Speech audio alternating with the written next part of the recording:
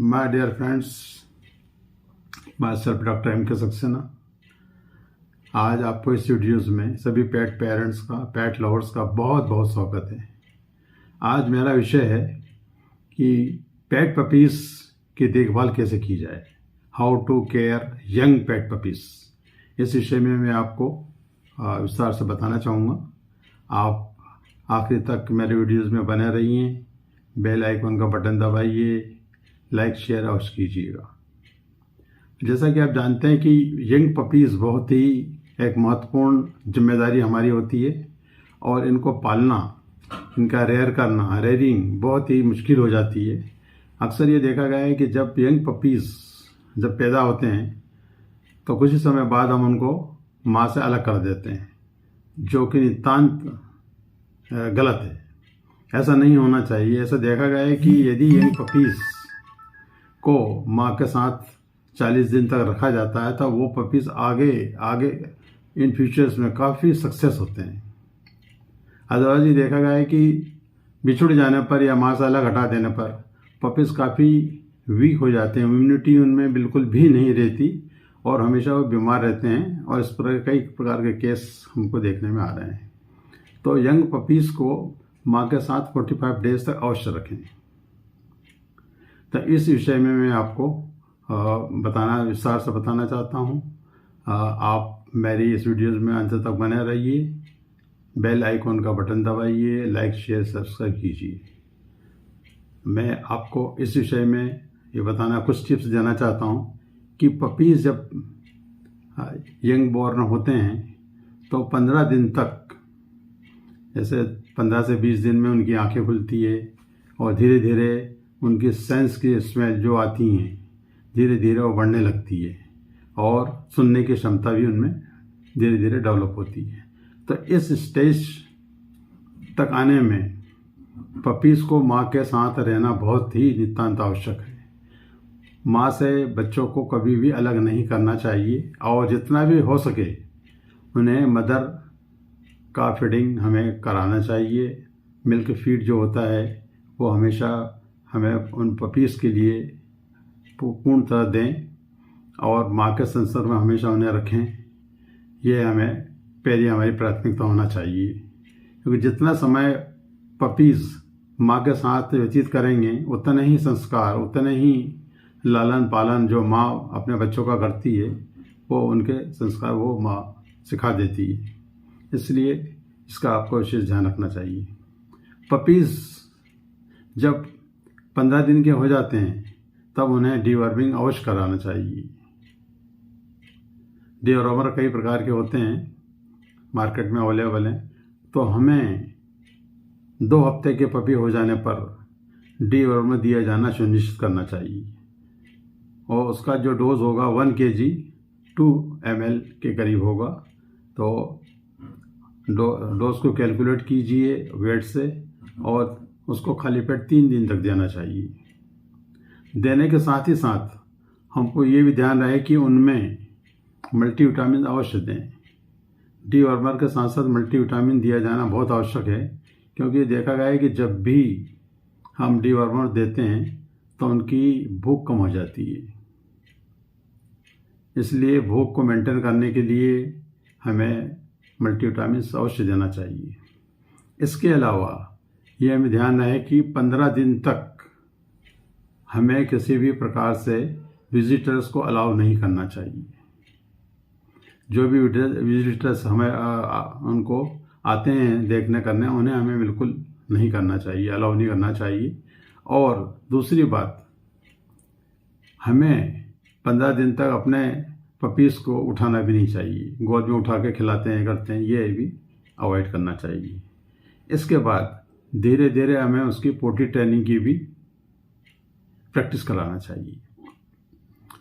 पोटी training के लिए हमें उसको धीरे धीरे प्रैक्टिस कराना चाहिए। उसका जो हाउसिंग हो, जहाँ पर हम उनको रख रहे हैं, वो हाउसिंग भी इस प्रकार का हो कि उनमें तापक्रम मेंटेन हो। हमेशा तापक्रम मेंटेन होना चाहिए। ये आप तापक्रम मेंटेन नहीं हो रहा है किसी कारण से तो हमें वहाँ पर एक बल्ब लगा देना चाहिए, जिससे कि तापक्रम UV बल्ब हो, जिससे तापक्रम मेंटेन हो। और 24 आवर्स हमको अपने पपीज़ की निगरानी में रखना चाहिए कि पपीज़ क्या खा रहे हैं, उनका मिल्किंग कैसा चल रहा है, और ये सब हमें ध्यान रखना पड़ेगा। किसी प्रकार की कोई समस्या आ रही हो तो हमें अपने वेट से संपर्क करना चाहिए, उनके संपर्क में रहना चाहिए। इसके अलावा 30 से 35 दिन की अवस्था जब पपीज़ की हो जाती है तो ये जो मिल्क हम फीडिंग करा रहे हैं मदर का, वो हमें धीरे धीरे कम कर देना चाहिए या छुड़ा देना चाहिए। और इसके अलावा हमको मार्केट में बहुत से फीड सप्लीमेंट मिल रहे हैं, तो उन सप्लीमेंट का हमें सब्स्टिट्यूट हैं तो वो डॉगी के लिए यूज़ करना चाहिए, वो हमें डॉगीज़ को देना चाहिए, पपीज़ को देना चाहिए। पपीज़ की जो एज 45 डेज हो जाती है तब इम्यूनाइजेशन की तरफ हमें आना चाहिए, अपने पपीज़ को इम्यूनाइज कराना चाहिए। वैक्सीनेशन बहुत ज़रूरी है। 45 to 50 डेज की एज में जितने भी वैक्सीन्स होते हैं उन वैक्सीन्स को हमें डॉक्टर की परामर्श से, डॉक्टर के संपर्क में आकर उनसे परामर्श लेकर ये कार्य हमें कर देना चाहिए, जिससे आगे होने वाली बीमारियां से हम बच सकते हैं। इसके अलावा हमें डॉगीज़ पर विशेष ध्यान देना चाहिए। उनके हाउसिंग इस प्रकार के बनाएं कि कम से कम वो आसानी से उस हाउस में घूम सके, हाउसिंग साफ सुथरा हो, नीचे कारपेट बिछा दें या शाल से उसको बिल्कुल ढक दें, जिससे कि पपीज़ को नीचे नमी ना लगे, ठंडक ना लगे। इसका भी हमें ध्यान रखना चाहिए। और डॉगीज़ को साथ साथ उसकी मदर को भी ये व्यवस्था होना चाहिए कि जिससे कि वो आसानी से हाउस में आ जा सके और अपने बच्चों को फीड करा सके। पपी हाउस ऐसी जगह पर बनाना चाहिए जहाँ पर शांति हो और किसी प्रकार का कोई कोलाहल ना हो, किसी प्रकार के क्राउड ना हो। ऐसी जगह पर हमें पपीज़ को वहाँ पर उनके हाउस बनाना चाहिए। और बॉक्स में ही खाने पीने की समुचित व्यवस्था होना चाहिए। बॉक्स कई तरह के हो सकते हैं, कार्डबोर्ड से भी बना सकते हैं या और भी जो भी कई तरह से बन सकते हैं, अपनी सुविधा के हिसाब से बना सकते हैं। और इन्हें आवश्यकता पड़ने पर हमें वेट डॉक्टर से अवश्य संपर्क करना चाहिए। इसके अलावा पपीज़ एरिया में हीट मैट या लैम्प का उपयोग गर्म के लिए बहुत आवश्यक होता है। ये मैंने पहले भी बताया था, ये हमें करना चाहिए। और इसके साथ साथ हमें ये भी ध्यान रखना चाहिए कि यदि माँ का दूध संभव नहीं हो तो हमें बॉटल फीडिंग कराना चाहिए। बॉटल फीडिंग आवश्यक है, क्योंकि कभी कभी होता है कि बराबर दूध नहीं मिल पाता है बच्चों को, बच्चे ज़्यादा होते हैं या जैसे जैसे एज बढ़ती है तो ये समस्या आती है। तो इसके लिए हमें बॉटल फीडिंग कराना चाहिए। सबसे अच्छा दूध गाय का दूध होता है, हमें गाय के दूध को देना चाहिए। और यदि गाय का दूध अवेलेबल नहीं है तो हमें भैंस का दूध भी दे सकते हैं, लेकिन उन्हें थोड़ा पानी डाइल्यूट करके पानी मिलाकर देना चाहिए, जिससे कि उनके पेट वेट खराब ना हो और वह अच्छे से उसको पचा सकें। इसके अलावा पपीज़ को 4-5 बार दिन में फीड कराना चाहिए। उनको जो भी फीड हम दे रहे हैं उसको फीडिंग हमें दिन में 4-5 बार होना आवश्यक है, नितांत आवश्यक है। इसलिए उनकी ग्रोथ के लिए, उनकी थर्स्ट के लिए 4-5 बार डेली उन्हें हमें भोजन देना चाहिए। जो भी भोजन हम दे रहे हैं, जो भी डाइट उनकी हम दे रहे हैं, वो दिन में 4-5 बार होना चाहिए। पपीज़ के सभी यूटेंसिल, जो भी यूटेंसिल हम यूज़ कर रहे हैं उनमें, वो साफ़ सुथरे होना चाहिए और स्टरलाइज होना चाहिए। इस बात का भी हमें ध्यान रखना चाहिए, जिससे किसी प्रकार की कोई उसमें वो नहीं हो, इन्फेक्शन ना हो, ये भी हमें। इसके अलावा रात को पपी को अपने शयन कक्ष में ही रखना चाहिए। ये भी एक बहुत इम्पोर्टेंट महत्वपूर्ण पॉइंट है कि उन्हें शाम के बाद जब भी वो सोते हैं उन्हें अपने कक्ष में ही सुलाना चाहिए। यदि घर के अंदर बिजली के तार वगैरह कुछ ऐसे व्यवस्थित फैले हुए हैं तो उन्हें व्यवस्थित करना चाहिए।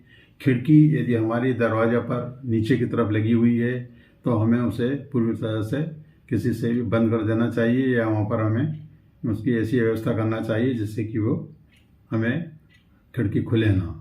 इसके अलावा पपी में खाने पीने की व्यवस्था अंदर ही करें, हमें हाउस के अंदर ही करना चाहिए। इसका विशेष ध्यान रखें। विषैली दवाइयाँ, केमिकल को वहाँ से हटा देना चाहिए। जो भी केमिकल की दवाइयाँ ऐसे कुछ हैं तो उन्हें वहाँ से हटा दें और उन्हें दूसरी जगह पर रखना चाहिए। ऐसी टूटी फूटी जगह, टूटी फूटी कांच की चीज़ें वगैरह हैं, उन्हें भी वहाँ से हमें हटा देना चाहिए। पपी माँ के खाने की व्यवस्था भी हमें अंदर ही करना चाहिए। घर के अंदर पपी के हल्के पट्टे पर रखें। कोई जब भी हम अंदर उनको घुमाते हैं करते हैं तो हमें छोटा एक पतला हल्के से पट्टे पे हमें उसे रखना चाहिए। पपी को 2 माह तक संतुलित आहार ही दें।